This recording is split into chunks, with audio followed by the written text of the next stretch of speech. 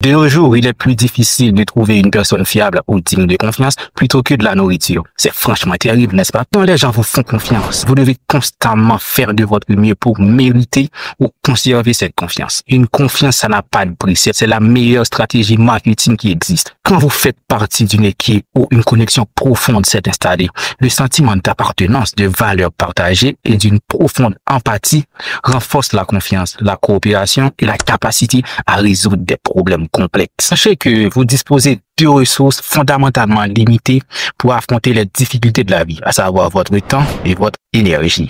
Mais à l'intérieur d'un groupe ou d'une équipe entourée par un cercle de sûreté, vos ressources qui, entre guillemets, limitées en étant seules, se retrouvent amplifiées, voire décuplées par une ambiance favorable à la collaboration à l'intérieur du groupe.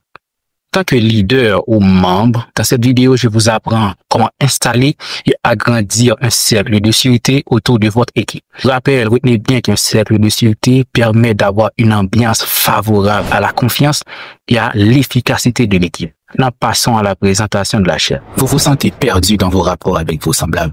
Vous vous sentez exploité, manipulé et vous aimeriez qu'on vous respecte, qu'on vous valorise, qu'on vous aide bien. Cette chaîne offre et partage des principes fondamentaux servant de fondation à des relations constructives et épanouissantes. Winston Churchill, ancien premier ministre durant la guerre mondiale, a dit un jour, le prix de la grandeur, c'est de la responsabilité. Il est assez imposant d'affirmer partout où l'on va que vous êtes le chef ou le leader de tel groupe ou telle association. Toutefois, ce type d'autorité implique d'énormes responsabilités, dont la première et la plus fondamentale, c'est que vous devez être en mesure d'assurer la protection des membres de votre équipe. C'est la plus importante. Un leader qui ne sait pas comment assurer la protection de son équipe, des membres de son équipe, ne mérite pas sa place. Déjà que les êtres humains ont un besoin viscéral, c'est-à-dire que ça se ressent au niveau des tripes, nous avons un besoin viscéral de nous sentir en sécurité dans un environnement. C'est une question de vie ou de mort. J'ai besoin, comme vous aussi, nous avons besoin de savoir que nous pouvons compter sur notre chef et que nos camarades ne vont pas nous poignarder dans le dos et qu'ils vont faire tout leur possible pour qu'on réussisse. Eh bien, cette ambiance, c'est ce qui permet un cercle de sûreté. Quand un groupe est entouré par un cercle de sûreté, les membres veillent les uns sur les autres. Ils se protègent. Ils aident les autres à réussir. Il ne vous jalouse pas quand vous réussissez dans quelque chose. Il ne se met pas à comploter dans votre dos pour vous faire tomber. Non, il vous pousse vers l'avant dans l'espoir que vous allez les aider en retour. C'est comme ça que ça marche. En éprouvant ce sentiment de sécurité et d'appartenance à une équipe, vous vous sentez aussi responsable de vos camarades. C'est à double sens. Si vous voulez pouvoir faire confiance et compter sur vos camarades, eux aussi, ils doivent pouvoir compter sur vous. Si vous voulez que votre chef ou votre leader assure votre protection, il doit pouvoir compter sur votre efficacité dans le projet. À partir de cette ambiance, vous serez plus enclin à collaborer et à faire confiance. Cette énorme responsabilité que portent les chefs d'entreprise implique non seulement de garder les frontières, c'est-à-dire de protéger les membres à l'intérieur de leurs équipes des menaces extérieures, mais aussi d'élaborer les règles, les principes et les normes, les critères d'admission dans son équipe. Je vous assure, si vous êtes dans une équipe que vous vous sentez comme expulsé ou marginalisé du groupe, c'est probablement que vous n'appliquez pas les normes. Vous n'adhérez pas aux principes du groupe. De cette façon, par principe de défense, le groupe t'expulse. C'est une question de survie. Ce principe vient depuis nos ancêtres. C'est une question de vie ou de mort. Quand on est dans un village, chacun des membres a sa responsabilité. Si une personne n'arrive pas ou ne peut pas remplir sa fonction, il met tout le groupe en danger. De cette façon, pour se protéger, le groupe doit expulser les membres qui leur causent plus de tort plutôt que d'utilité. Cette tâche revient la plupart du temps au chef de l'équipe. Il se doit d'élaborer un ensemble clair de valeurs, de principes et de convictions humaines. Ils serviront de fondation, de critères de sélection pour rejoindre l'équipe et de partage de responsabilités. Tout le monde parle de constituer la bonne équipe pour réussir, mais on ne vous dit jamais vraiment comment vous y prendre.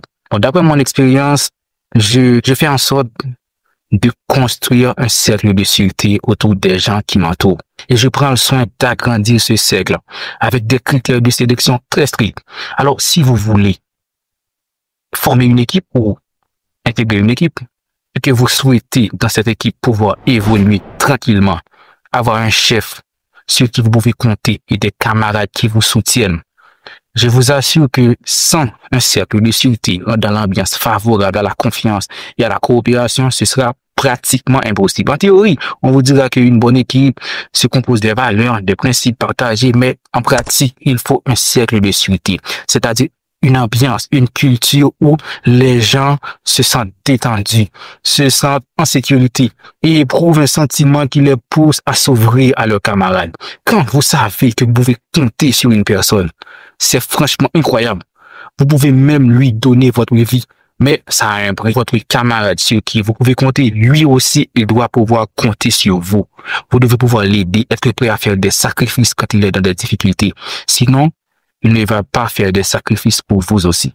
Beaucoup de salariés disent souvent que les patrons ne prennent pas soin d'eux, se focalisent uniquement sur leurs bénéfices. Ils sont presque comme des robots, ne focalisent leur attention que sur les chiffres, les bénéfices, les comptes résultats, les bilans, etc., sans prendre compte les besoins de leurs salariés. Mais est-ce que vous vous êtes déjà demandé, est-ce que vous prenez soin de votre patron? Est-ce que vous vous souciez de lui? À double sens, si vous ne vous souciez pas de la personne, pourquoi est-ce que lui, il se souciera de vous? Demandez-vous de la question. Si vous voulez qu'une personne se charge de vous, prenne votre réussite à cœur, vous aussi, vous devez prendre son succès, sa réussite, ne pas l'envier, ne pas le jalouser.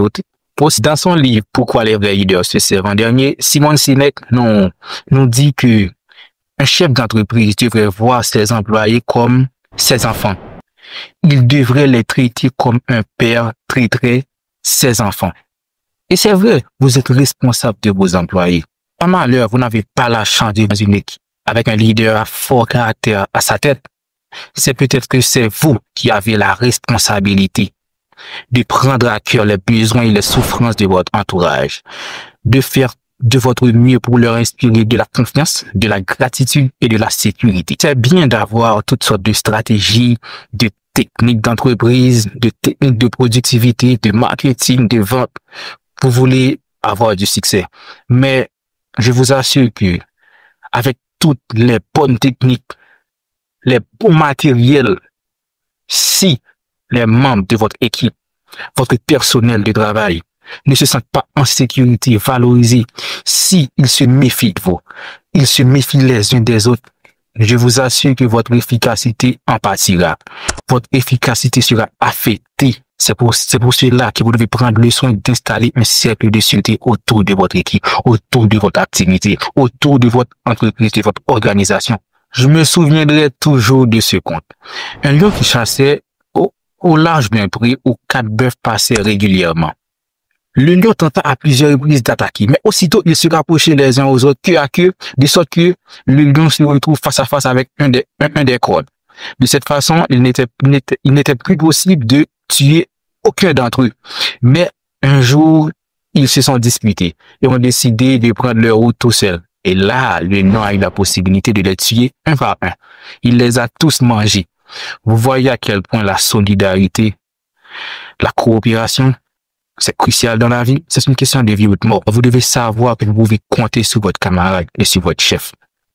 Alors, je vous invite dès aujourd'hui à installer un cercle de sûreté autour de vos équipes. Si vous ne devez retenir qu'une seule chose de cette vidéo, c'est qu'une culture attentionnée où les gens savent qu'ils peuvent compter les uns sur les autres. Cette culture, cette ambiance favorable à la confiance et à la coopération, cette ambiance permet l'épanouissement des hommes et des stratégies. Face aux nombreux dangers, difficultés extérieures, que ce soit les concurrents, les ennemis, les catastrophes, mais pourquoi devrait-on ajouter des conflits en plus à l'intérieur de vos équipes? Vous avez déjà des menaces extérieures à affronter. Pourquoi en rajouter en interne? C'est absurde. Alors dites-nous en commentaire si vous vous sentez en sécurité dans votre groupe. Je vous dis merci d'avoir regardé toute la vidéo et à bientôt pour la prochaine vidéo.